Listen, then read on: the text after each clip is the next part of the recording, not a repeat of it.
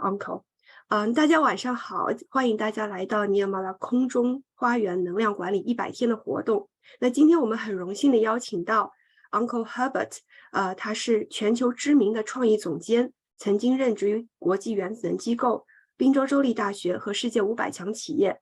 他称自己是一个世界公民，曾经在6个国家工作生活过。他也是一位音乐家，精通很多的乐器。但是他更强调自己的一个身份是一名冥想者，他练习冥想长达40年，灵性深进是他人生当中非常重要的主题，期待他今天给我们带来的分享。It's a great pleasure to have you, Uncle. So you can say hi to the audience. Good evening, everyone, and congratulations to a very special day, your China National Day. I just heard the significance, and I'm glad we all have time to be together. It's very exciting for me to be here. Thank you so much, Uncle. So we would like to invite Uncle Herbert to lead us to experience a state of peace for a short period of time. We call this process the self-realization. So, Uncle, now the time is yours, and Minkan will lead you, will translate throughout the process. Thank you very much.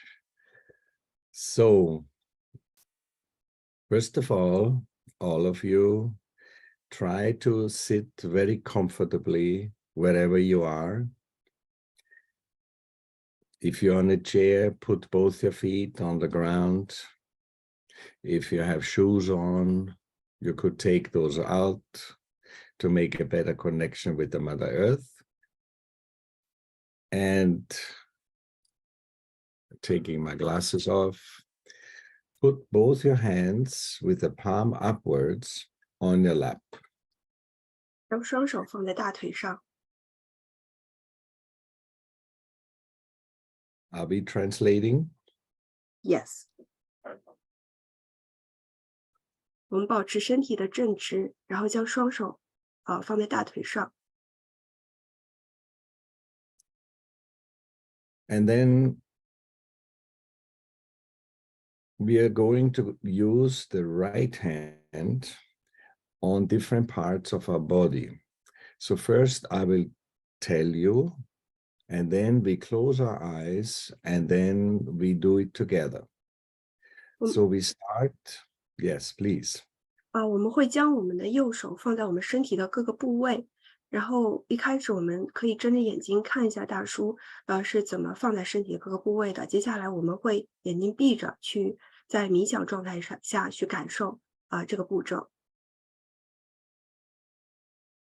So we start, we put our right hand on your heart, on the left side of our chest. 我们首先是将我们的右手放在我们左边心脏的位置，我们胸口的左边。Then we put the right hand in the upper part of the abdomen on the left side of our body. 接下来我们会将我们的右手放在我们左边左腹的地方，左上腹的地方。Then the right hand goes a little bit lower where the leg meets with the body on the left side, and you can put a little pressure there with your fingers. 我们接下来将我们的右手下移至腹股沟的位置，大腿跟我们身体连接的位置，我们可以稍微用一点力按压在那个地方。And every step that we take, we also will use an affirmation inside of us. So you don't need to say it loud, just say it inside, but from your heart. 我们接下来会对每一个步骤说一些确定语句，我们不需要说出来，我们只是在心中很用心的去说这些语句。So next step, we bring the right hand back on the upper part of our abdomen on the left side of the body. 我们接下来将我们的右手上移至我们刚才所按着的上腹的位置。Then back on the heart on the left side of your chest. 接下来再回到我们左边心脏的位置，我们胸口的左侧。Then we take the right hand, put it on the left side of our neck and shoulder so that the fingers can push from the back of the neck. 我们接下来将我们的右手放在我们肩颈相交的位置，我们的手可以从后面稍稍按压我们的颈部。And as you see, you can turn your head a little bit to the right.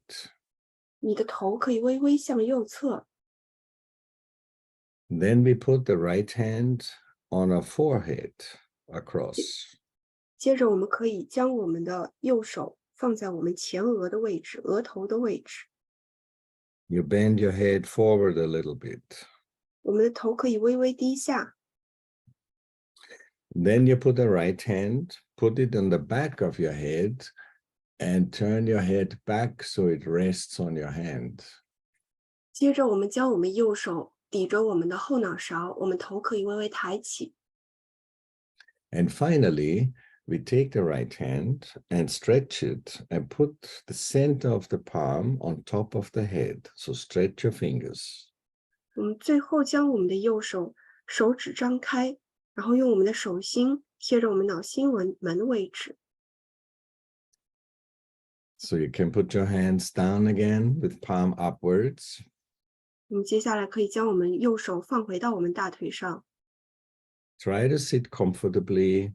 If you have glasses, you can take them out because we will close our eyes throughout the entire meditation.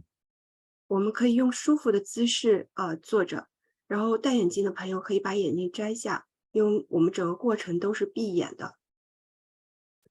So at this point, I should explain why we are doing this. 现在我要给大家解释一下为什么我们要这么做。You see, meditation is not something that we do, but it is a state of our awareness. 冥想不是说我们去做什么，而是一种觉知的状态，意识的状态。And inside of us, there is a subtle system of energy about which we can speak more in detail later. 在我们的内在有一个生命能量的力量，它可以告诉我们很多关于身体的信息。And at the bottom of the spine, there is a triangular bone called sacrum bone. 在我们脊椎的底部有一块三角骨，在其中这个三角骨又被称为是剑骨。And inside this bone resides an energy that is not yet manifested, is not active. 在这块三角骨当中，在这块肾骨当中，有一个能量没有被唤醒，还没有被唤醒，还在沉睡的状态。People have known about this energy since many, many thousands of years. 人们在几千万年前就知道，人体内有这样的一个能量，有这样的一个力量。But it was very difficult to actually make this energy active so we can actually feel it. 但是要唤醒这个能量是非常困难的，因为我们要去唤醒这个过程。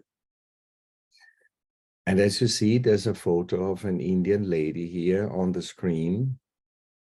大家可以看到，就是在屏幕上左上角有一个印度女士的这样的一个形象。Her name is Srimataji Nirmala Devi. 她的名字是施伊玛塔吉尼尔马拉 Devi 女士。And she has found a way to awaken this energy, and that gives us a physical, tangible experience on our nervous system so we can actually feel it. 这位女士她就是她找到了一种方法来唤醒这个灵量升起这样一个过程，然后她这个过程是具体的可知的，就是确确实实在我们身上发生的。So let us start, and at the end of it, I will explain a little bit more what we have just done. 我们接下来会开始这个过程。那在这个结束之后，叔叔会简单介绍一下这个发生了什么。So put your hand on the right side of your chest where your heart is. 我们可以将我们的右手放在我们胸口的位置，The 胸 left, 口左侧的位置。the left hand is open, palm upwards on your lap. 左手只是打开放在我们膝盖上， Now close your eyes. 眼睛闭上。 Inside of each one of us, so you don't need to say it loud, just ask a simple question and repeat it a few times. The question is, Mother, am I the spirit? 我们在心中默问这样的语句：母亲，我是否是一个灵？ We are addressing this dormant energy in our sacrum bone with Mother. 我们将这个蜷缩在我们三角骨当中的这样的一个生命能量，我们将其称之为母亲。 And with spirit, we mean the power of life, the energy that makes our body function, everything that we call life. Is this really who we really are, or are we something even beyond that level? 那个我们称之为灵的，是那个成就所有的生命的运作的，这是我们生命的本质。 So, Mother, am I the spirit? 母亲，我是这个灵吗？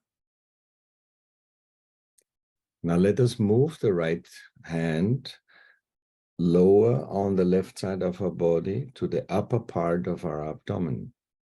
我们接着将我们右手下移至我们上腹部的位置。 Here we say, Mother, am I my own master?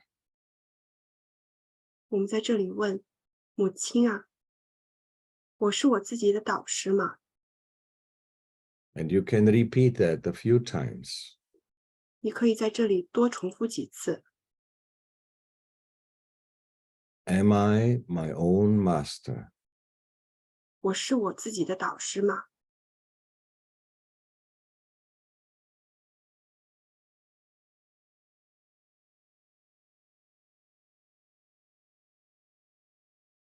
Now let us place the right hand on the lower part of our abdomen on the left side. 我们接着将我们右手放到我们下腹部的位置。 So here is what we call the true knowledge already that exists within us. We are just not yet aware of it. 在这里有着我们身体里边已经本身所知道的一些真正的知识，但是我们没有意识到这些。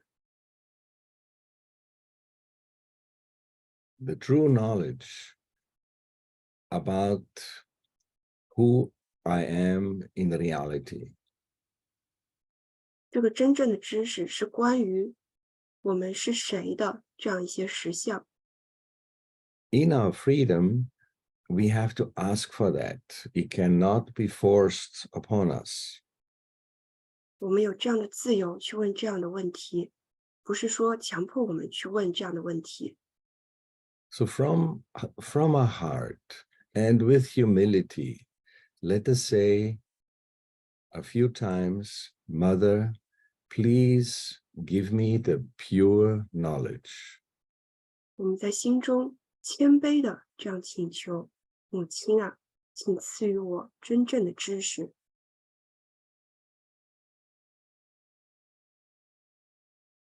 Say it with sincerity and with full confidence. 我们真诚的、自信的去说。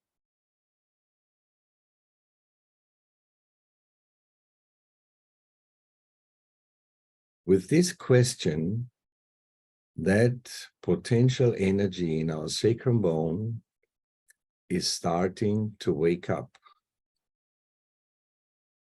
当我们说这样的确定语句的时候，我们三角骨中这个蜷缩的生命能量将被唤醒。And now we are moving back upwards on the left side. First, we put our right hand on the upper part of the abdomen on the left side. 我们接着将我们右手上移至我们上腹部的位置。Here, with full confidence, we say now a few times, Mother, I am my own master. 在这里，我们自信的多说几遍：母亲啊，我是我自己的导师。Mother, I am my own master. 母亲，我是我自己的导师。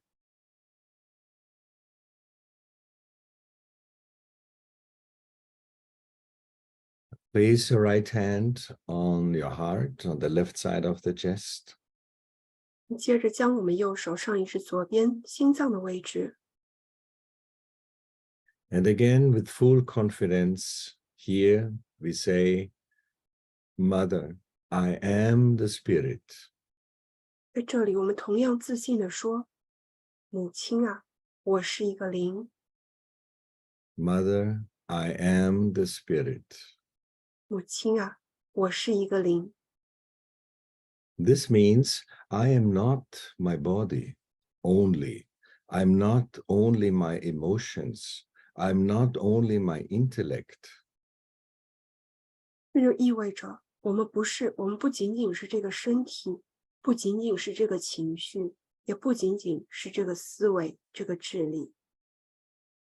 But in reality, I am an eternal being. 从实相的角度来看，我们是永恒的存在。That we simply call the Spirit. 我们简单的称之为灵。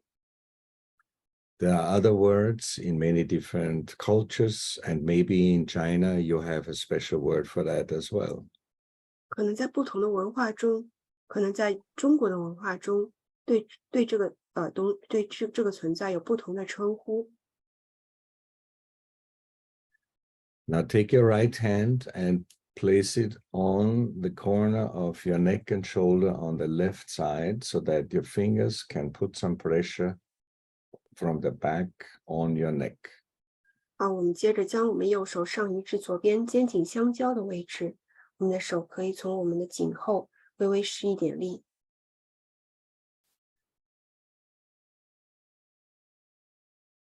All the while, as we are moving upwards on our left side, this subtle energy inside of us is moving up along with the movement of our hand. 随着我们的手一个环节一个环节的往上升，我们的内在的这个生命的能量也在逐步上升。And at this point, that energy gets blocked if we feel guilty. 在这个部分，如果我们感到自卑或者内疚的话，我们这个轮穴就会得到堵塞，就会堵塞。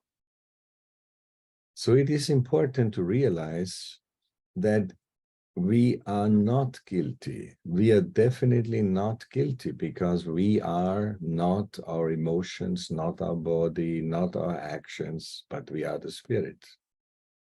在这里，我们会提醒自己，我们不应该是自卑内疚的，因为我们不是这个身体，不是这个情绪，不是这个行动，我们的本质是这个灵。So here you can say a few times, Mother, I am not guilty. 我们在这里说，母亲啊，我没有自卑感，没有罪疚感。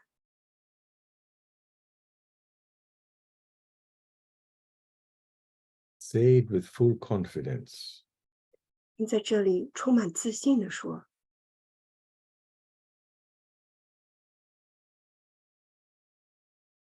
Now take your right hand and place it on your forehead across and bend your head forward a little bit. 我们接着将我们右手放在前额的位置，头可以微微低下。At this point, that subtle energy cannot cross if we cannot forgive. 在这个部位，如果我们不宽恕的话，那个精微的能量就没有办法通过这个轮穴。So here we say a few times, Mother, I forgive everyone. 在这里我们会说，母亲啊，我原谅所有的人。And don't think about any situation. Ideally, we shouldn't be thinking at all. 我们不要去想任何的场景，理想状态下，我们没有任何的思维。Just forgive. Forgive from your heart. 我们只是宽恕，从我们的内心完全的宽恕。Mother, I forgive everyone, including myself. 母亲，我原谅所有的人，包括我们自己。Repeat it a few times. 我们可以重复的多说几次。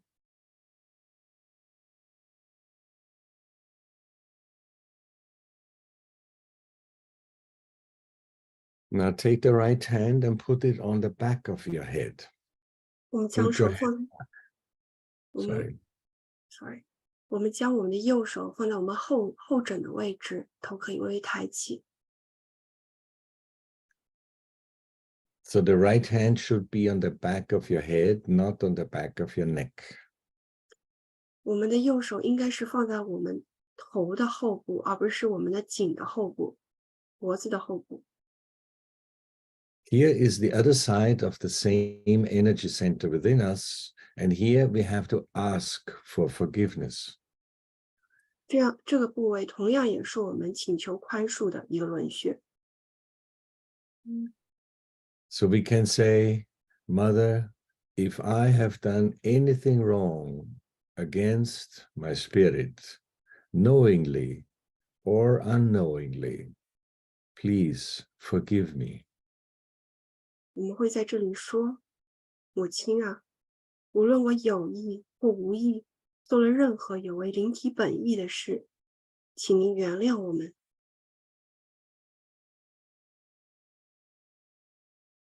Please forgive me. 请原谅我。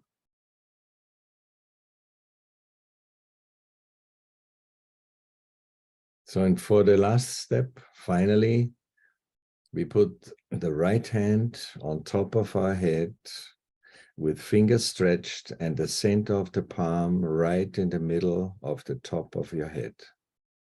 我们最后一个步骤是将我们的右手掌心紧贴我们的头顶，五指张开，微微上翘，对我们的头顶施加一点压力。And as we are going to say another affirmation, we're going to move your scalp in a clockwise direction slowly. 我们会带动我们的头皮顺时针旋转，我们慢慢的旋转，我们同时也会说一些确定的语句。As human beings, we have freedom to choose whatever we want. 作为人类而言，我们有自由，有权利去做任何我们想做的事。So here we have to ask for the state of meditation, the state of self-realization. 在这里，我们会请求去获得冥想的状态，获得真我觉醒的状态。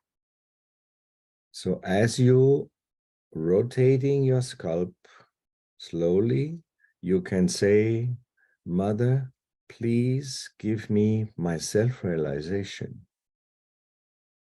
随着我们的手带动我们的头皮转圈的同时，我们向母亲祈求，祈求她给予我们自我的觉醒。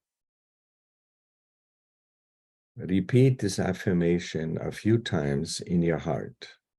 我们可以在心中重复多念几次这个确定的语句。Mother, please give me my self-realization. 母亲，请赐予我们自觉。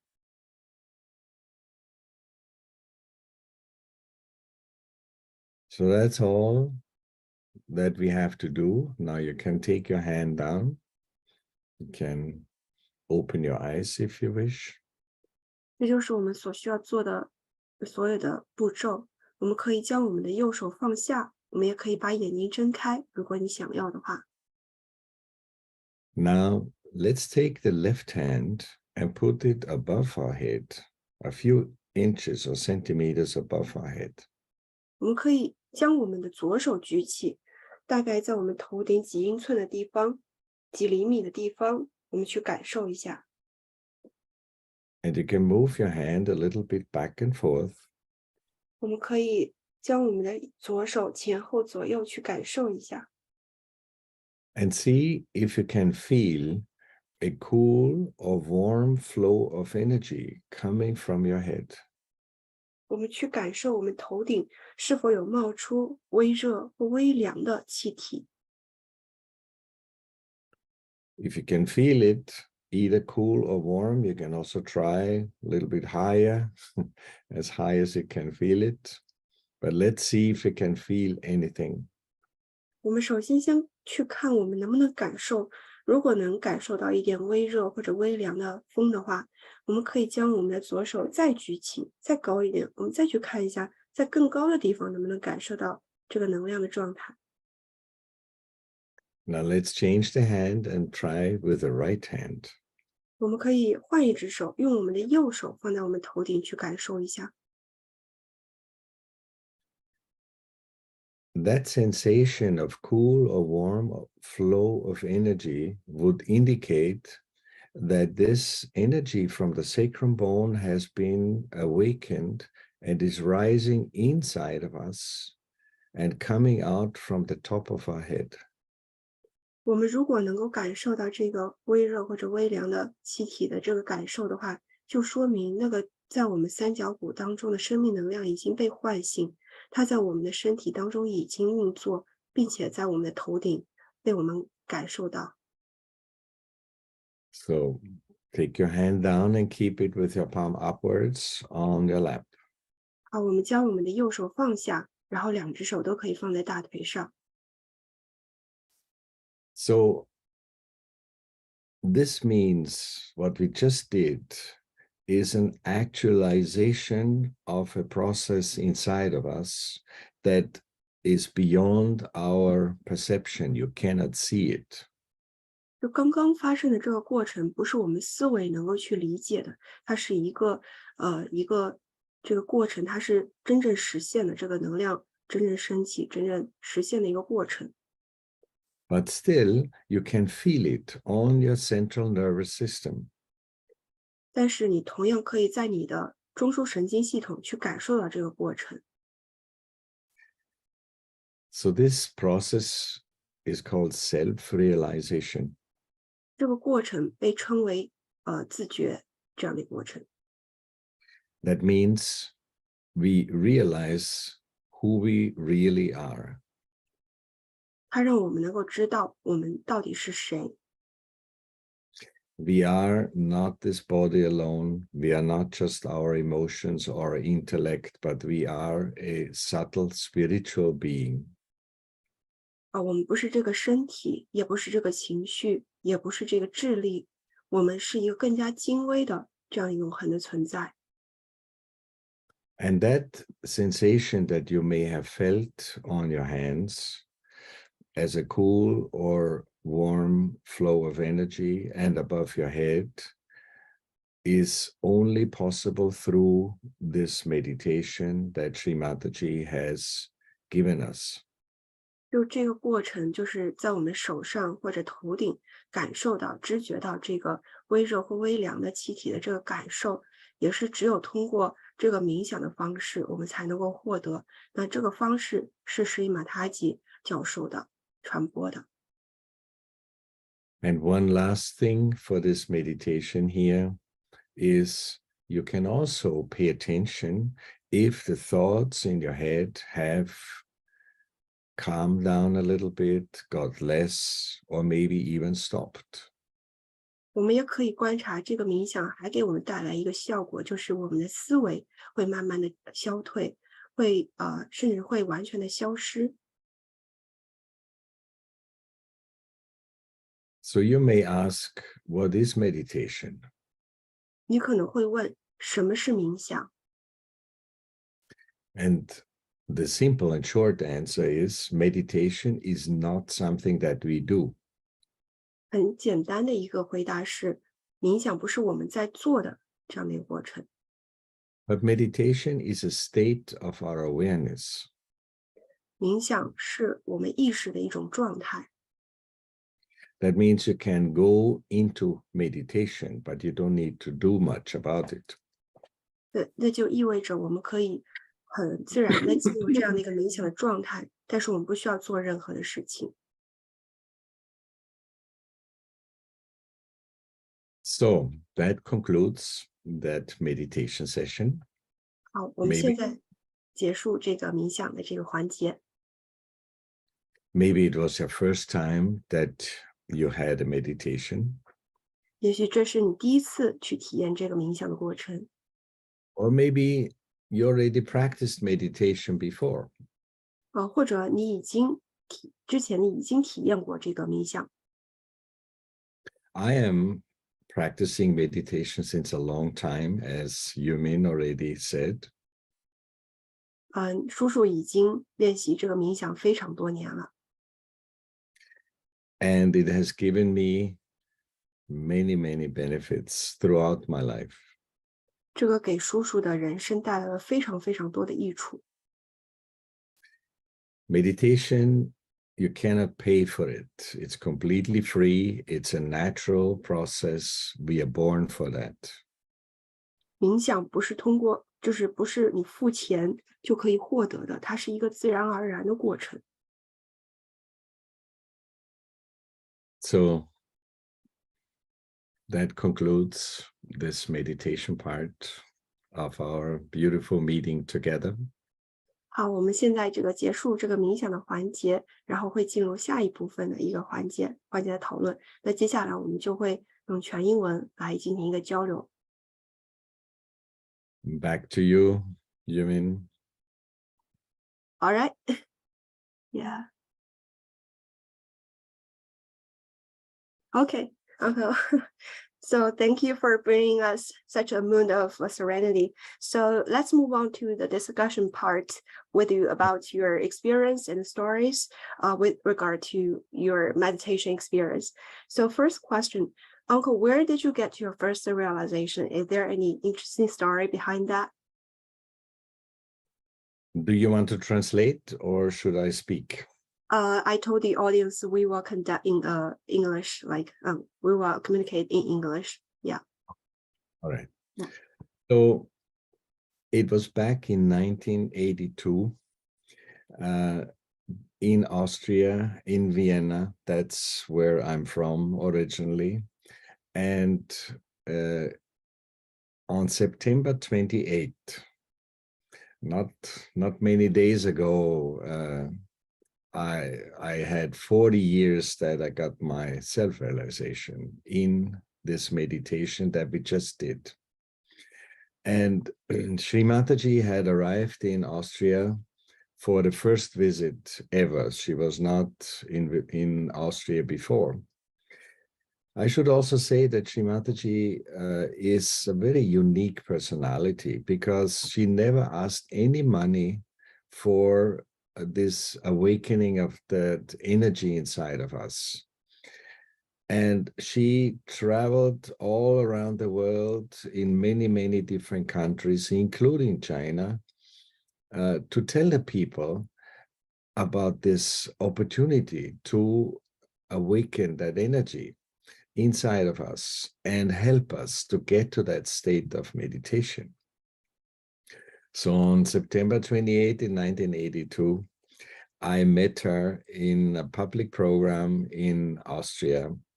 And the experience was really very, very profound. I did not know anything about meditation at that point.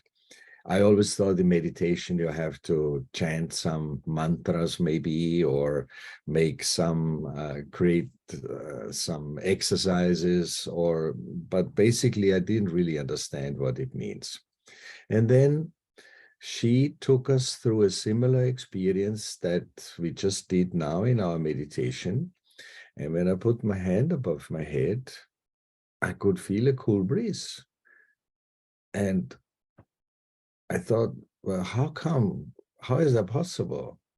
And then I realized that in my head it was very silent. The thoughts have subsided, and we call this state when you don't think as thoughtless awareness. That means you're very aware, but you don't need to think. So you go beyond your level of thought. And long after Sri Mataji had left the hall, there were like several hundred people there. I was still sitting there. I simply forgot to get up. And because it felt so relaxing, so peaceful, and that feeling was new to me. It was very pleasant. So I right there and then decided I want to learn more about this meditation. And that's how it started. Interesting. So did you set your mind to practice this meditation afterwards, or did you have experienced something? Well, as my normal life was still very much in the forefront of my attention, going out with friends, having parties and this and that, I forgot that there were follow-up meetings that had been offered in that meeting with Sri Mataji. And so after maybe 2 or 3 weeks, I remembered it. And then I went there, and the people that were helping with these follow-up meetings were very friendly, and they explained why meditation is so important. And then we continued that journey in meditation, and right there and then I knew that this is something I really want to learn more and practice more and eventually master it. So as you mentioned, it brings a lot of benefit to your life as well. So Uncle Herbert, you have been accompanied Sri Mataji for such a long time. So even especially your experience with her in Beijing in 1995, the Women's Conference. So is there any interesting story you want to share with us as well? Yes, that definitely was a very important moment in my life, and maybe in many other people's lives too. Sri Mataji was invited at the United Nations Women's Conference to speak. And there was no real Sahaja Yoga meditation yet in mainland China.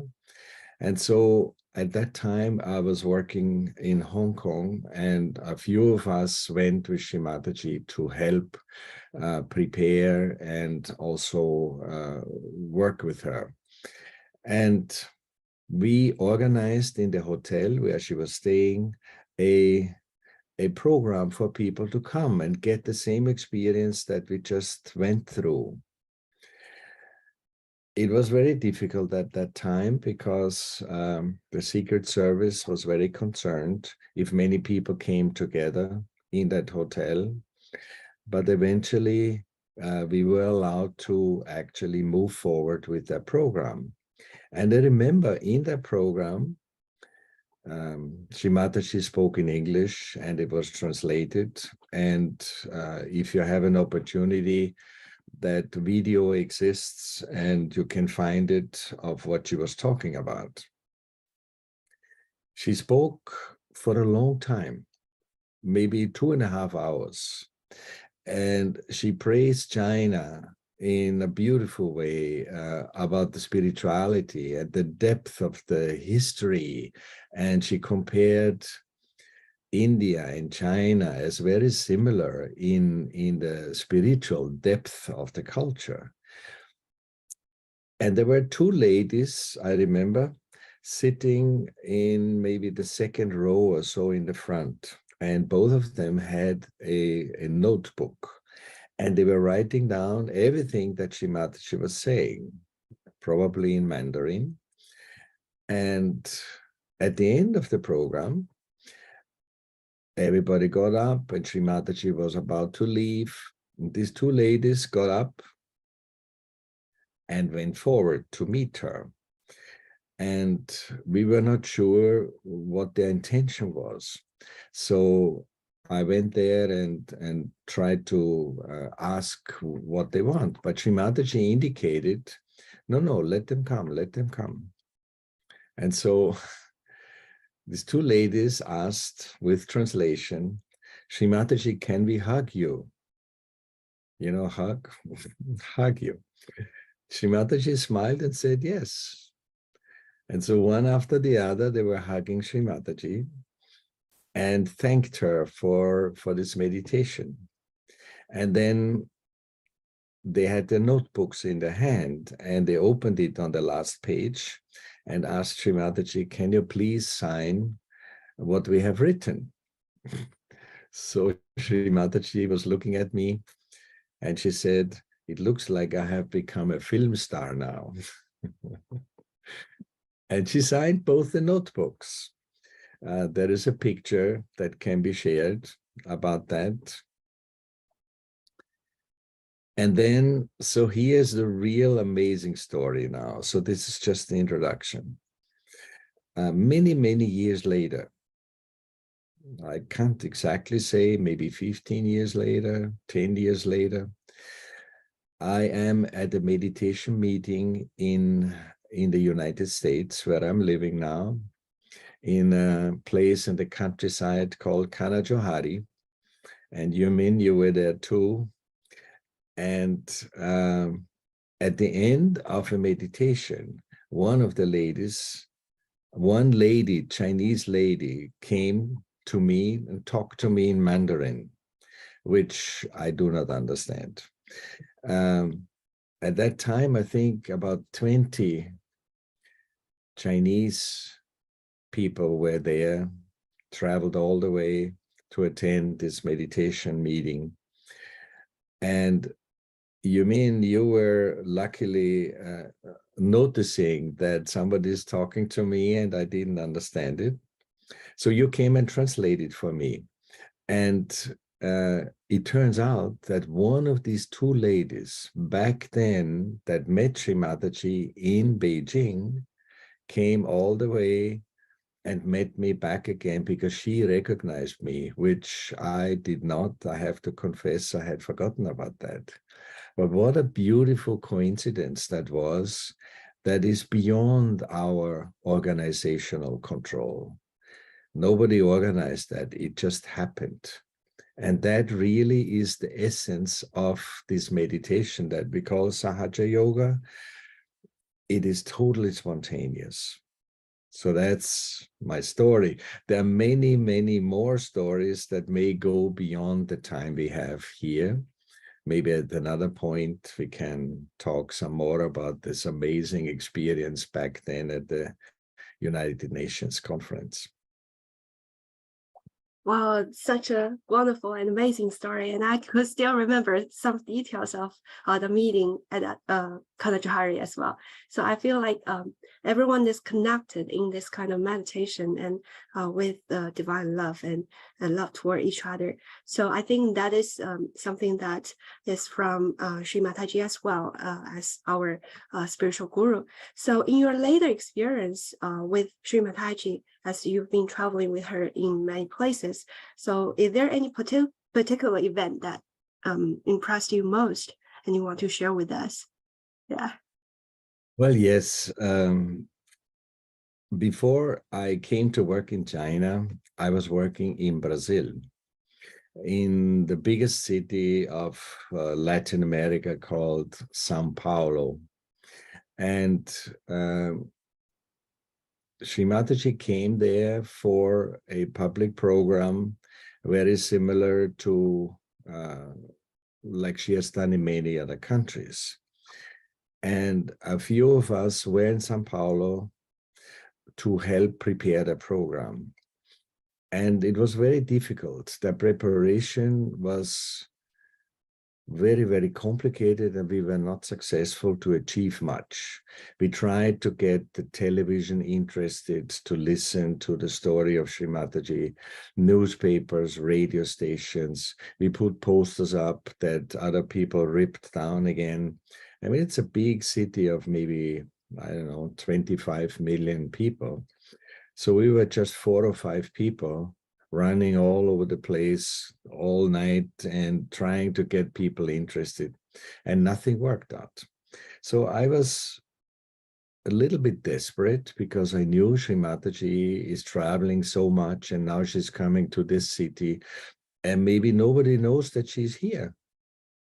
So on the morning when she arrived on the airport, I traveled to the airport. It's very far away, about 2.5 hours.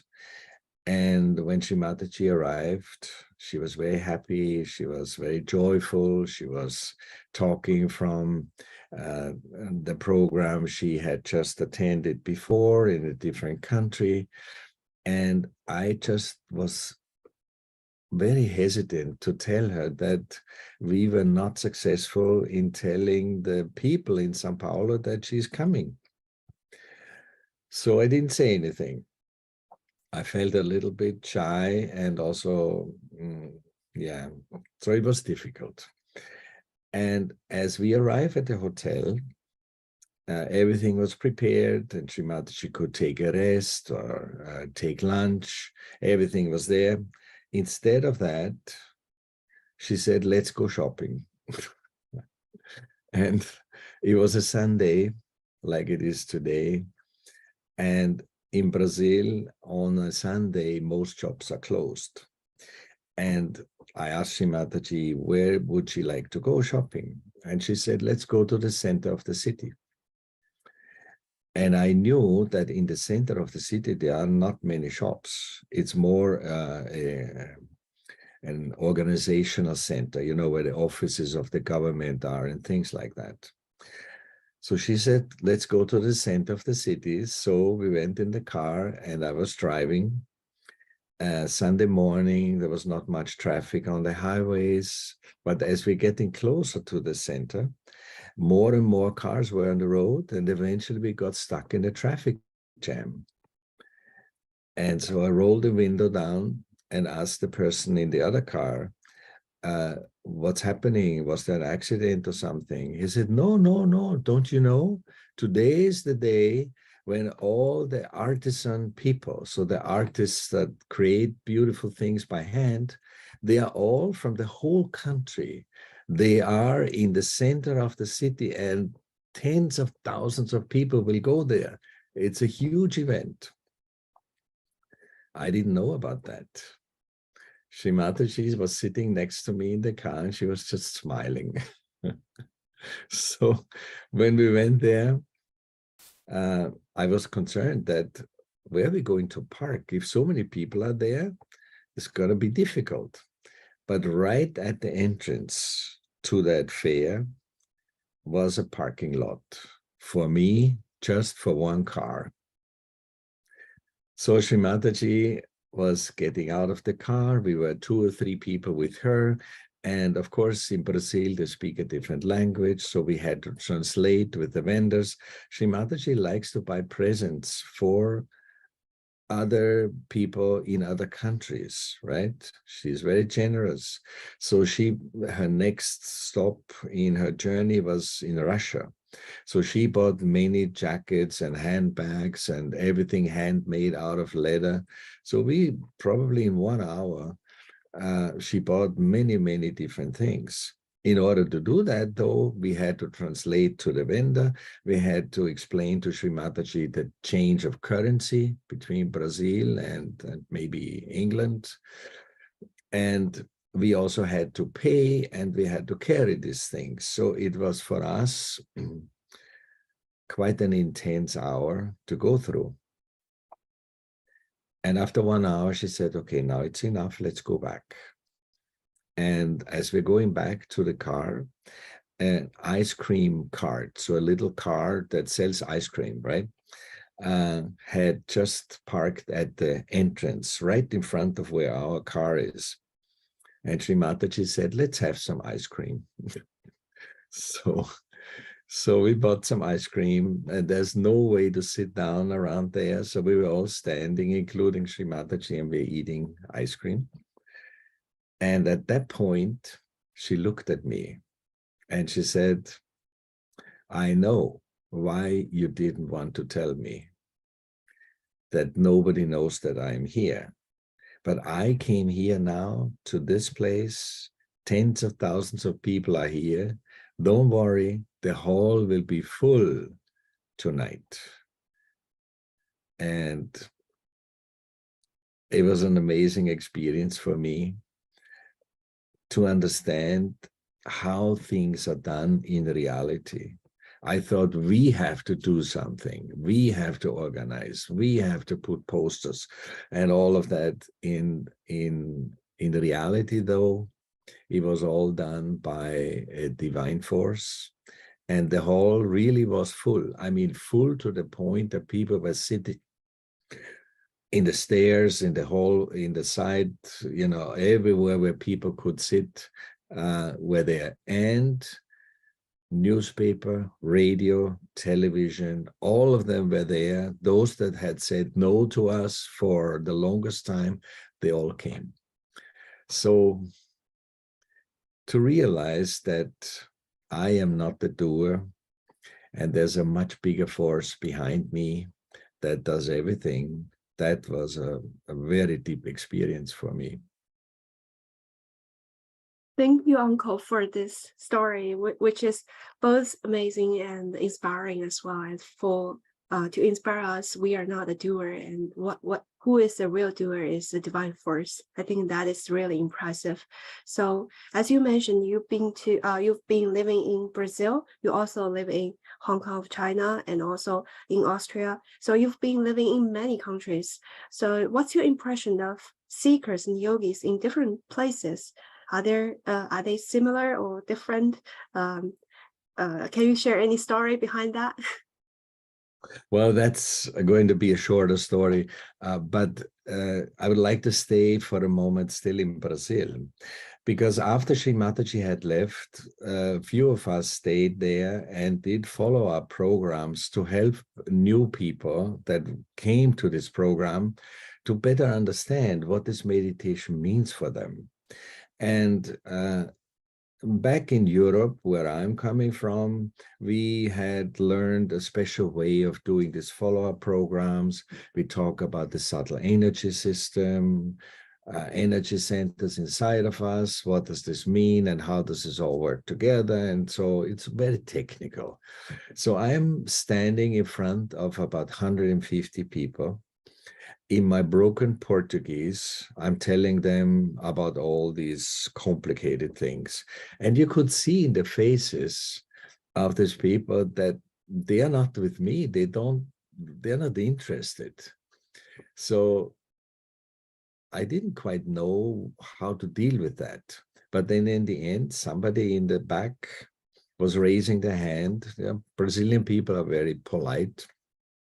So they gave me a long time to realize that they didn't really follow what I'm saying.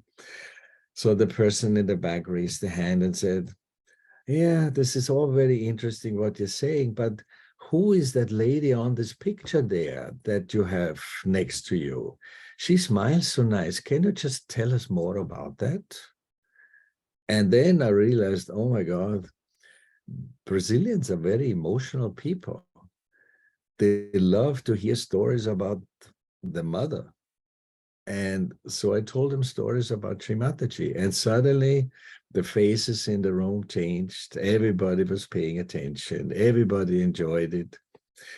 So for me, this was a lesson to learn, because I thought, okay, so it's important that everybody knows how the system works when this energy rises. But for them, it was not important at all. They just wanted to hear about Sri Mataji.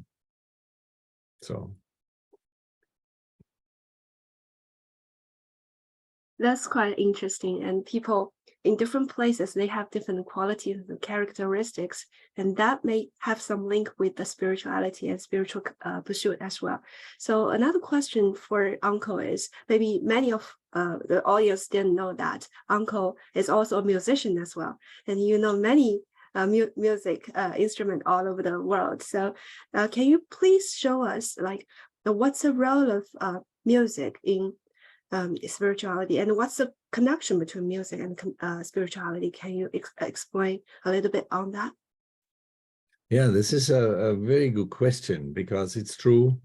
I have been a musician before I started this meditation. And it's interesting, it's entertaining, it is funny sometimes, and sometimes emotional. But I had very little understanding of what I'm going to say next, because in Sahaja Yoga, I learned that every note on the scale, you know, we have different words for the different notes of the musical scale, right? But every note is connected to one of the energy centers inside of us. So in other words, when you know that which note is connected to which energy center, you can then help, even with music, to bring balance on a much more subtle level inside of us than it would do with medication or with other treatments, because you go right to the source where a problem may be. We haven't talked much about that subtle system, and maybe we do this at a different time, but there are ways to influence that energy inside of us, that flow, and music is a wonderful way of doing that. So that was new to me, and since then I have learned to listen to music and also make music in a very different way. Thank you, Uncle. I think music is a very important part in spirituality and in meditation as well. Maybe we can make another program specifically on music, and then we will invite Uncle like to lead us to give treatment to each chakra and do the meditation as well. So another question for Uncle is more practical point of view. So for ordinary people, it will be easier for them to seek spiritually when they're in bad times in their when meeting the obstacles, but it will be like harder. It seems to be harder for them to remain in that status in good times. So what would be your advice to them, and what meditation supported you in ups and downs in your life? Can you explain a little bit on that as well? Yeah. Well, this is a very good question.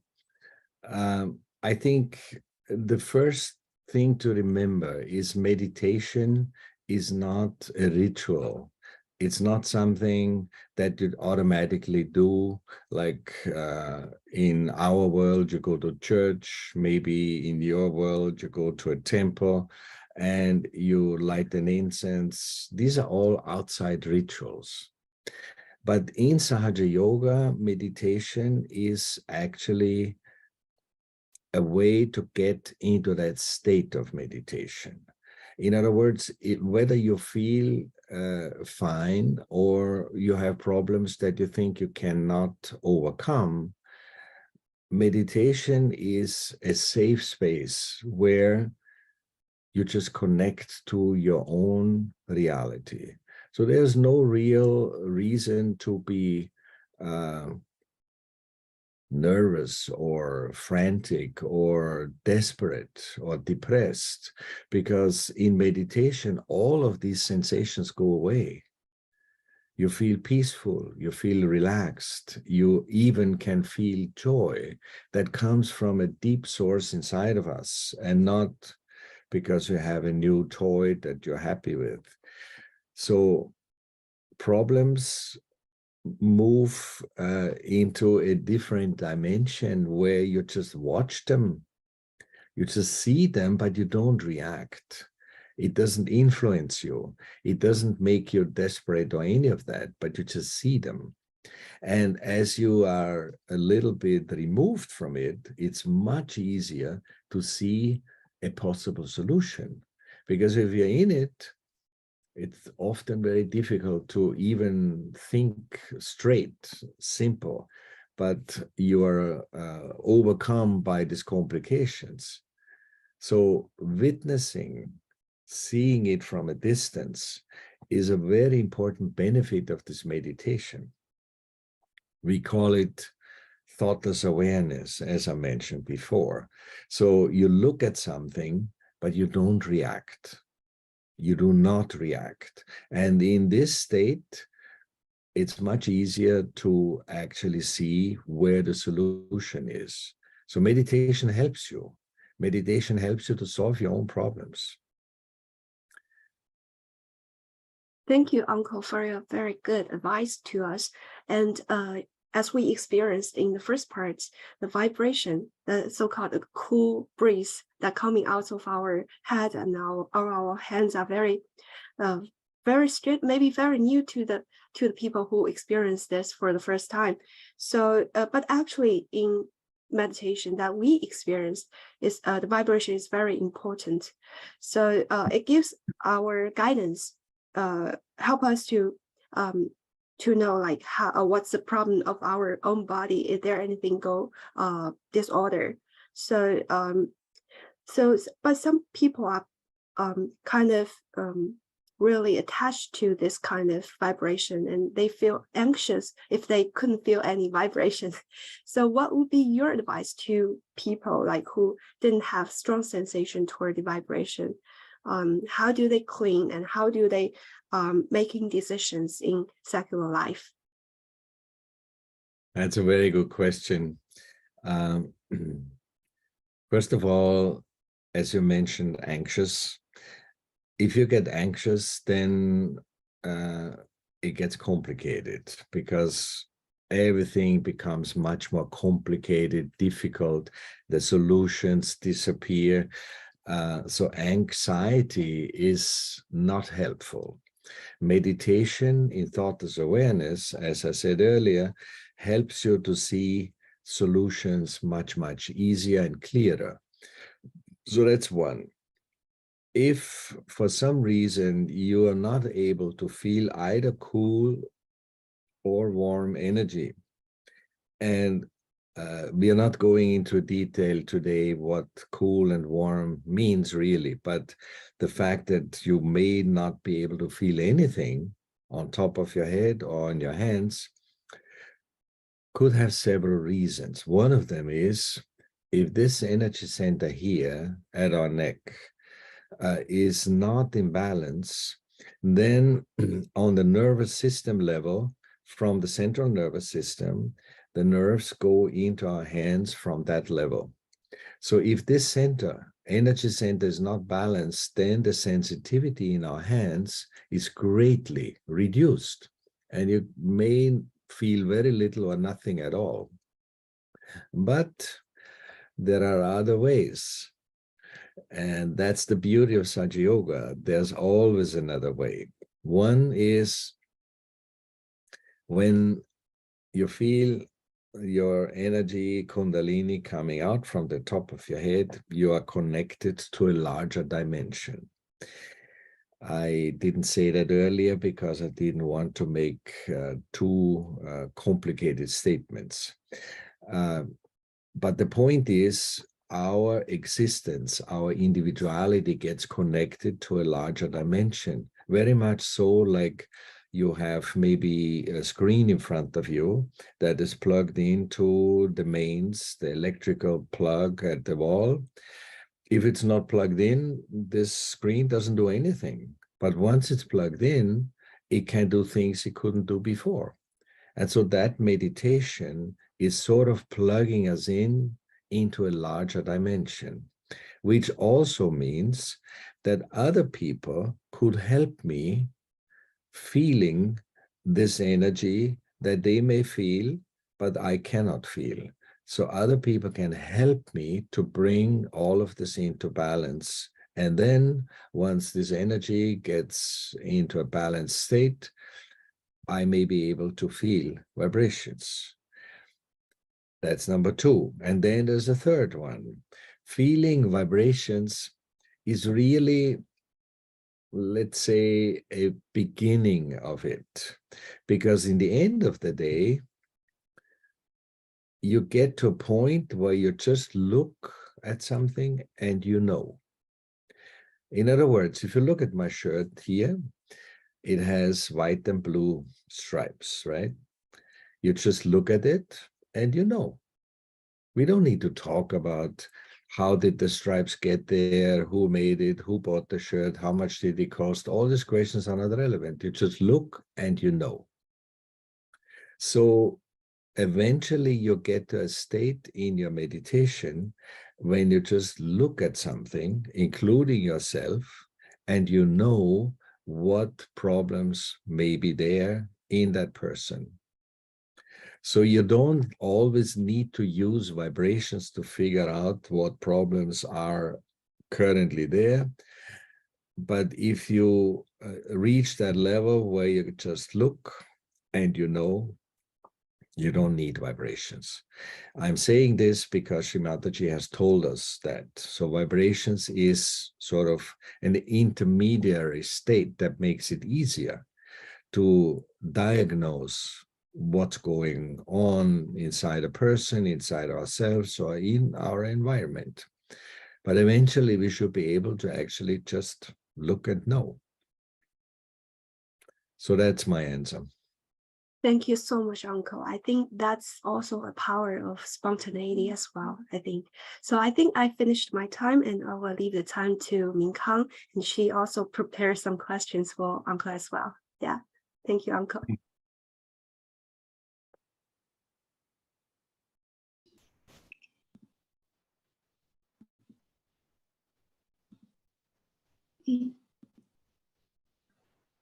Hello, Uncle. I am Minkang. Would you please, the host, would you please help me to open my video?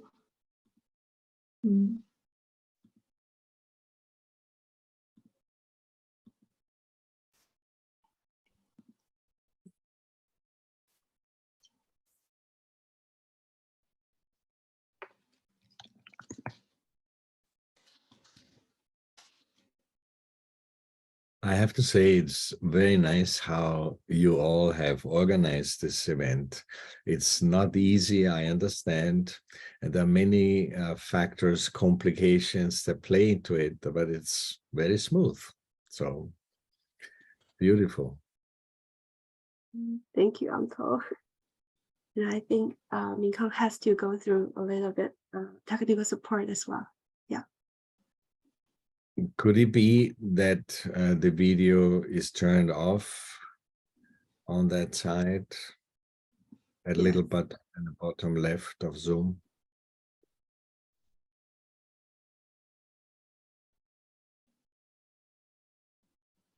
Yuanming, how about you go on with the questions?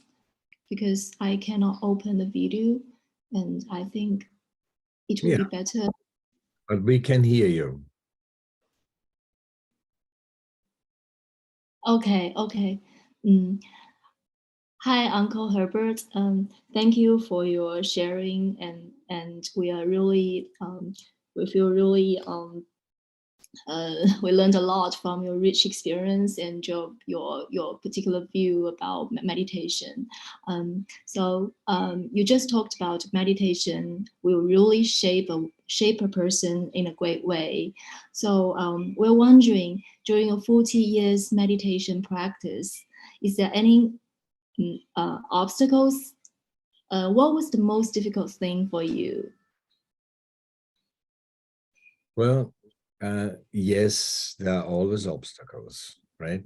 So you can imagine, I'm a very visual person because I'm also a designer. So I give you a picture to hopefully better understand what I'm trying to say.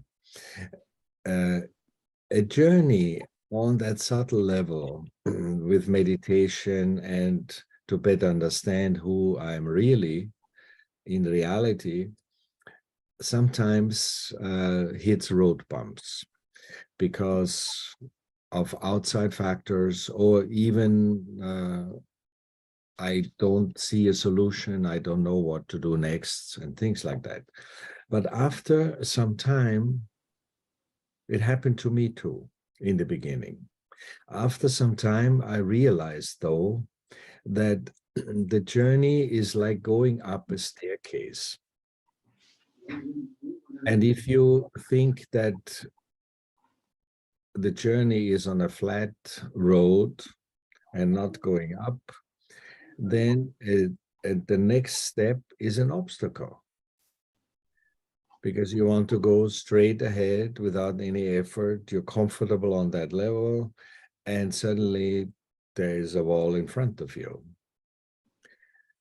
But if you take the next step, meaning you find a solution, you actually move one step up, so that what looked like a wall before that you cannot overcome is simply just another step on your journey. So if you find a solution, you learn from that solution.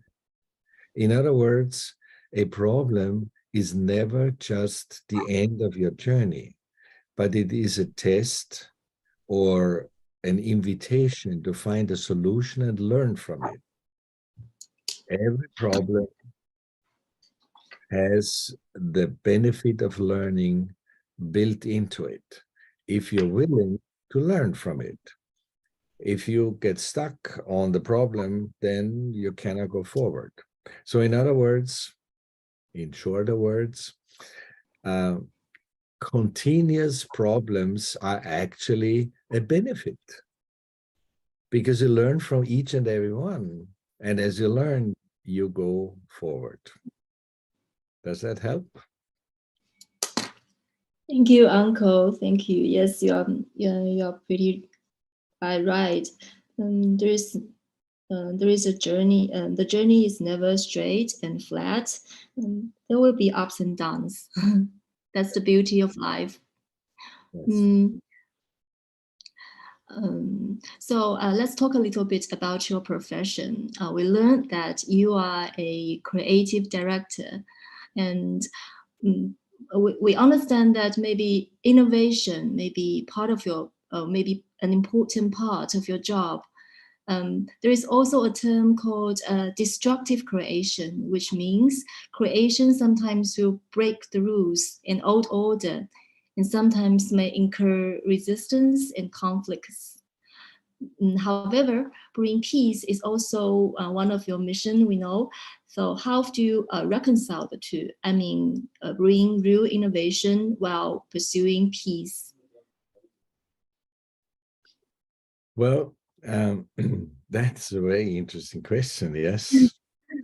I remember Shrimataji used to say often in public programs, also in more official settings, that there will be no peace on earth if we don't have peace inside of ourselves. So that means peace does not come from something outside, but peace is projected from being peaceful as a person. And the more people reach that level where they are really peaceful, the more peace can manifest.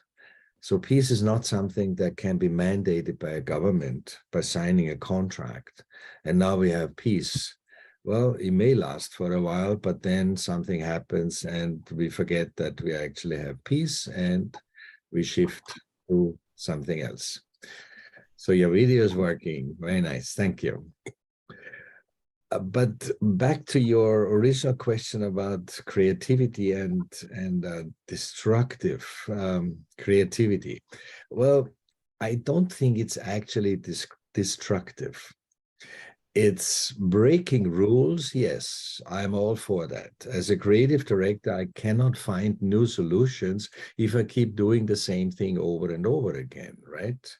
So I need to learn to think in different ways, looking at the problem from a different angle, and explore maybe ideas that have not been explored before. So that usually creates discomfort in people who are not used to that process.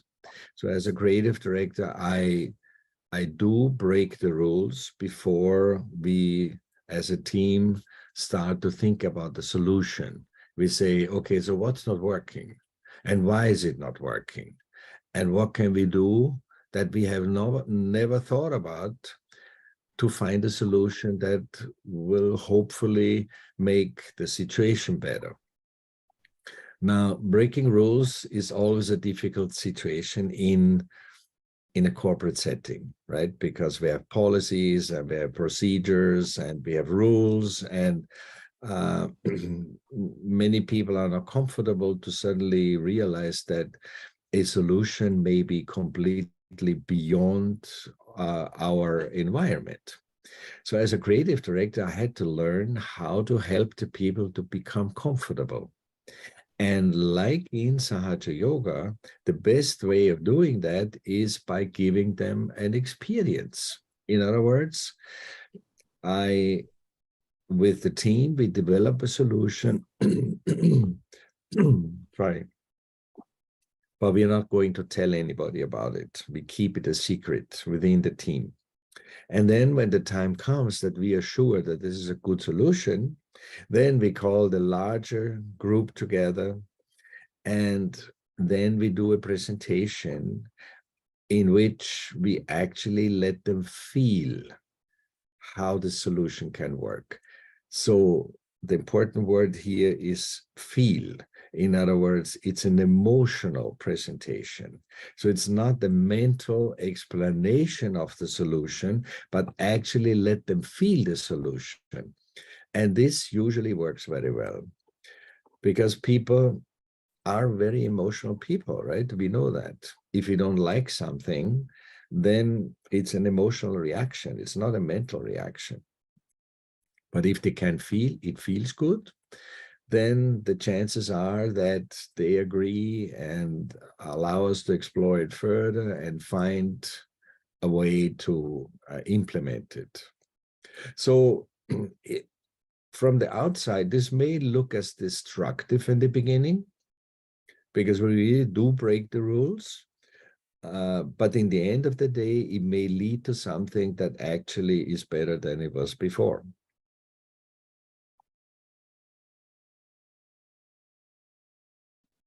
So actually, this innovation will finally improve the situation, especially with the help of meditation. Another another question is, actually, it's also about inner peace. You talked about inner peace just now, right? Actually, there is a lot of discussion right now about inner peace. So because people are living a really fast-paced life, and it really takes us a lot of efforts to slow down. So what's your advice, what we could do to achieve and contribute to the cause of peace in our daily practice? Well, the answer simply is learn how to meditate, because then peace will happen automatically inside of you. And once you are peaceful, then you radiate this peace into your environment. And the more people meditate, the more peaceful a society will become. In my view and experience, there's no other solution for peace than inner transformation. Mm-hmm. Uncle, you always have a very good sense of big cycles. I heard from Yue Ming that you predicted the internet will be an important trend when it was not that popular in the past. You also mentioned, as humankind, we are evolving from intellectual being to spiritual being. So is there any connections between the two? Which is the evolution of human being and the evolution of the big cycle. Is it becoming increasingly difficult to seek inner peace? Wow, this is a very interesting question. Yes, there is a connection because evolution is a continuous process. We know that, right? we as human beings, or before human beings, there were other beings, animals or plants. It's an evolution that never stops. We live in a very short period as human beings. So for us to see the bigger picture, how the flow of life happens, is often difficult to perceive. Maybe if you're lucky, we are 80 or 90 years and for our life, but that in the bigger scheme of things is really not much. I mean, we're talking about millions of years when dinosaurs were walking on this earth. Millions of years. As human beings, we cannot relate to that. So the other part is we live in a very special time right now. It's a time of transition, where we as human beings used to be very aware that we exist. Remember, that makes us different from animals. Animals do not know they really exist. They're not aware of it.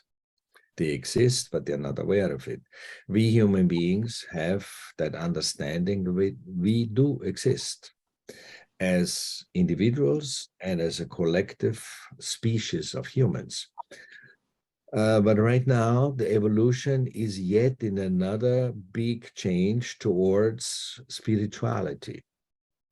And that's where this connection that you mentioned comes in.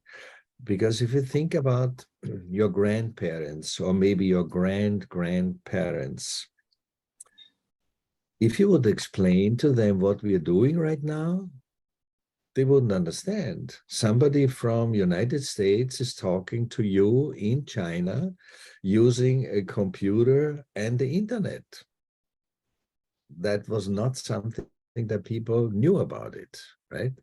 So everything happens in order towards making this transition possible.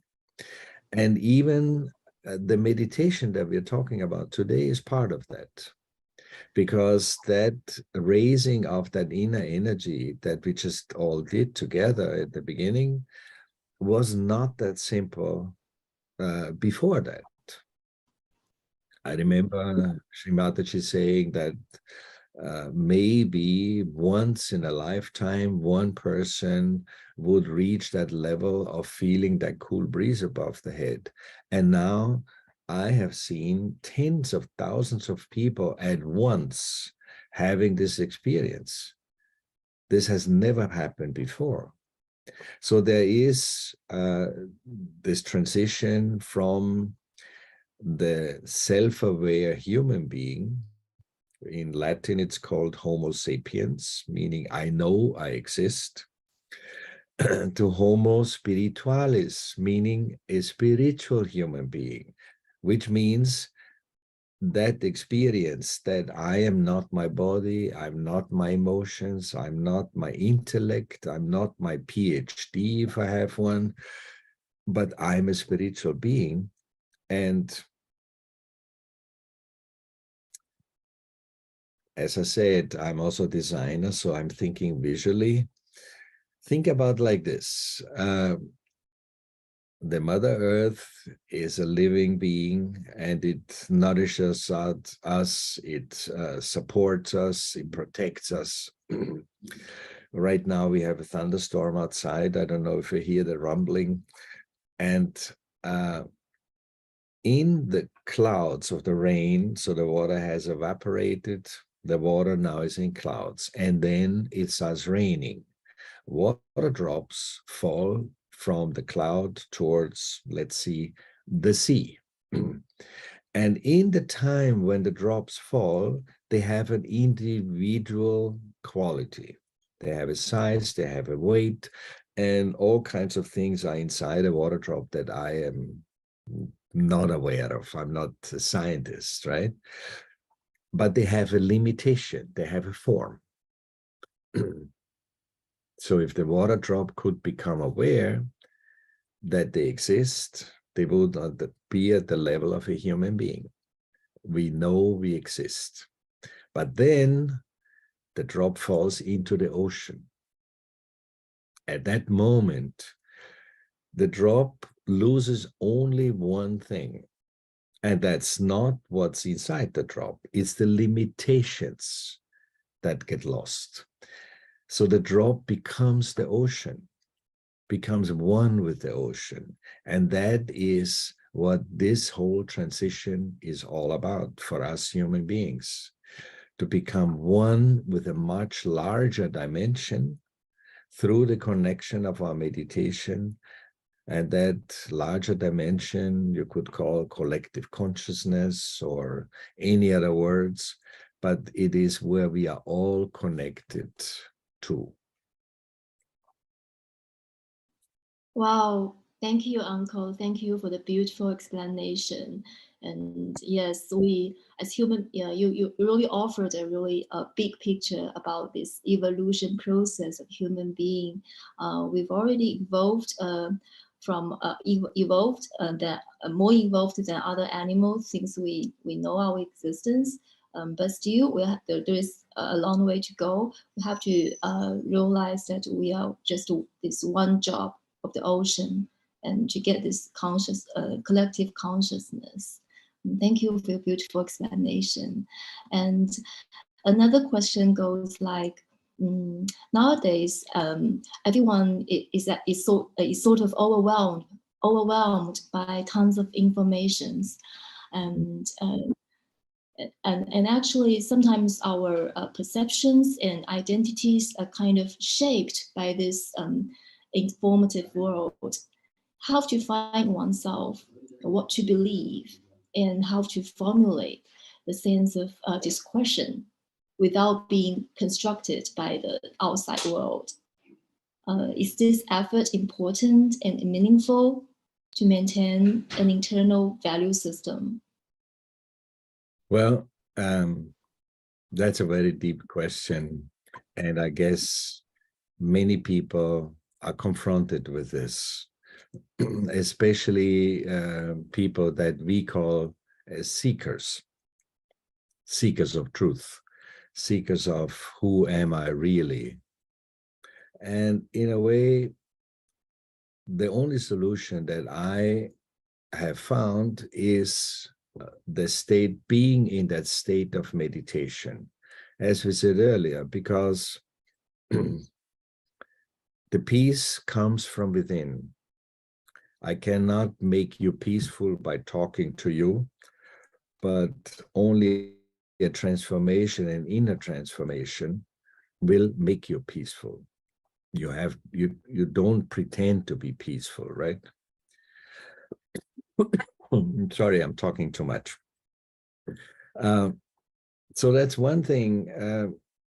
And in a way, the other thing that comes from being peaceful is not to react. So if there is a problem, a situation, an accident, whatever it may be, to just look at that and make sure you are in that state of meditation. Then if there is no reaction, then the solution comes to you through maybe intuition or coincidence or anything from outside. Remember, like when I told the story about Sri Mataji going shopping in Brazil, and I was all worried that we have no solution. Sri Mataji has not been publicized, but the solution came from outside. She went shopping and invited everybody there. I didn't do anything. I just watched it. And it was actually very beautiful to watch, very joyful. And it worked. So often it is helpful to just witness. Does the word witness mean anything? Because you just watch and solutions can come from around you. We talked about collective consciousness. All solutions are in there. But if I am closed here because I am the doer and I'm going to find a solution for this, then I limit myself. So meditation is the solution. Yeah, I see. Still, we need to realize that we ourselves are not the doers. Yes. We have to believe in the holy force and to meditate and connect to the ocean. Then we'll find the real solution, to see it from distance. Thank you, Uncle. Thank you for your